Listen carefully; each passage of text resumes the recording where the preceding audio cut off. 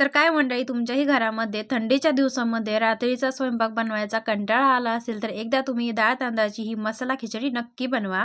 त्यासाठी 1 वाटी मी इथं रेशनिंगचे तांदूळ घेतले, अर्धी वाटी मूग डाळ घेतली, कांदा, टोमॅटो, हिरवी मिरची, त्यानंतर अद्रक, लसूण, कढीपत्ता हे सर्व मी बारीक चिरून घेतले.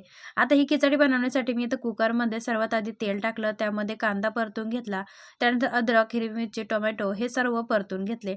त्यानंतर ह्याच्यामध्ये चवीनुसार मीठ टाकलं, पुन्हा एकदा छान असं हे परतून घ्यायचं. याच्यामध्ये आवडीनुसार तुम्ही अजून फ्लावर किंवा बटाटा किंवा अजून भाजीपाला आवडत असेल तर तुम्ही ह्याच्यामध्ये टाकू शकता.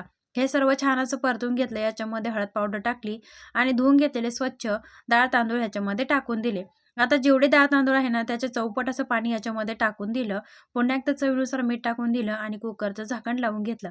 आता मध्यम गॅसवरती फक्त 4 शिट्ट्या काढून घ्यायच्या आणि बघू शकता आपली ही मस्त अशी डाळ तांदळाची खिचडी तयार आहे. आता आपण ह्यावरती फोडणी देऊया. त्यासाठी इथं तडका पॅनमध्ये मी कडकडीत असं तूप गरम करून घेतलं. याच्यामध्ये काजूचे काप टाकले, 1 सुकलेली मिरची आणि लाल मिरची पावडर टाकली आणि खमंग अशी कडकडीत फोडणी यावरती टाकून दिली. तर अगदी थंडीच्या दिवसामध्ये तुम्ही पण अशी मसाला खिचडी नक्की बनवा. रेसिपी आवडली असेल तर लाईक करा, शेअर करा.